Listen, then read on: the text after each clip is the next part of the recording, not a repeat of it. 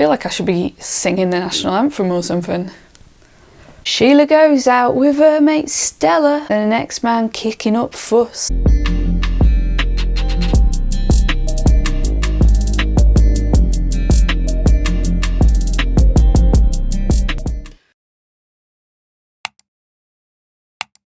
Give the 100k bonus to the home advantage. That was the big winner tonight. Tommy Aspinall has to be the highest paid athlete per minute, right? Like, it's like he bobs a ready meal in the microwave and races the beep. It's like round 3 is John Cena and Tommy can't see him. It's like he's got beef with the stool that they bring out between rounds. I'm done. It's like he doesn't believe in maths, so scorecards are against his religion. It's nice for him though. Scratch that loss off the list of conversation topics. Gives him more time to talk about fingering. What else is going on for the Brits? Mick, the chicken maker Parkin, made his opponent's legs wobble like an earthquake just hit Hooters. Undefeated still. That guy's way too British to ever be a star though. Let's just put that out there, make it known. Derek Lewis could rub a bit of his star power all over Parkin's next matchup though. Give him a leg up, maybe just belly down. Patterson wrapped Keith up like a camembert in pastry, really Mr. Tickled his way to that choke and got that hype light flickering all over again. Baltic Gladiator? Nah, now he misses a gladiator. It's a tough crowd. Bukauskas continues to prove that when your knee inverting doesn't kill you, it only makes your resurgence stronger. And I'd like to see him surge all over Kennedy next. But that wasn't the real storyline. Marchand just became our consensus favourite fighter.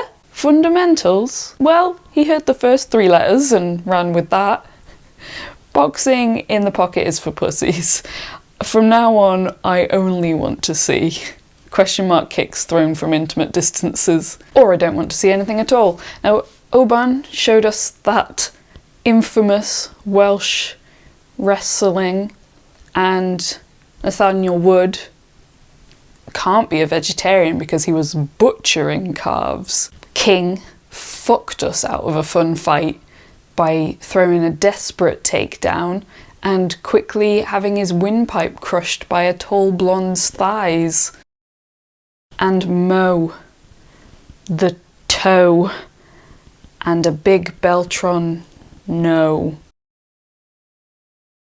Didn't show us enough to keep his name in the UFC hat, which is wild. Like, I get it. We want more trouser and less mouth.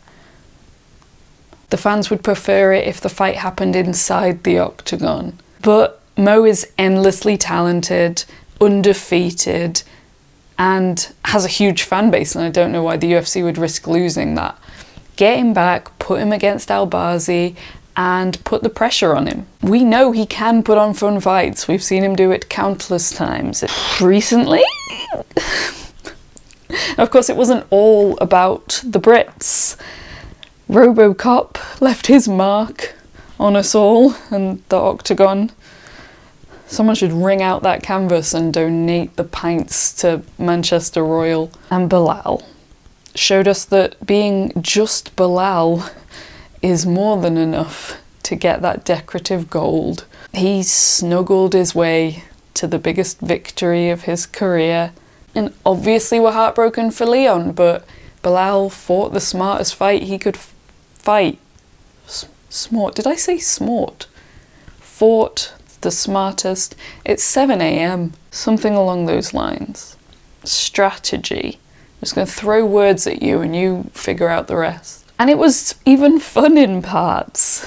Those elbows at the end were bittersweet, like the violent highs versus the lows of questioning what if he just moved sooner. And those reversals throughout gave us the jolt that we needed to remember our own consciousness and when you're expecting night nurse and the pharmacy hands over cocaine, very common here in the UK, you thank all of your gods for the gift. Like, it was a high level fight. It had a great storyline running through it. We can't complain. I just wish I could remember the champ's name. It's on the tip of my tongue. Let's end on a high note, shall we? We all knew. We had meetings about it beforehand, that the Giga Allen fight was going to be a cacophony of powerful flurries and devastating kicks, and we got what we came for. Giga, man, I love Giga. I said it, I love him. Like, the speed, the power, the flexibility, the unpredictability, except you know exactly what's coming, you just don't know what from which angle and how does he do it. What's the physics there?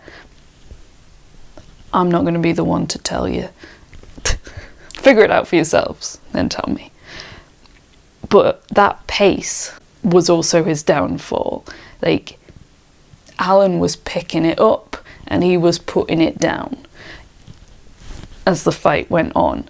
But all the while, throughout that curve, those curves, we got to watch a symphony of shots, and we should be truly grateful. And yeah, Yair for Allen next, of course, give him Yair.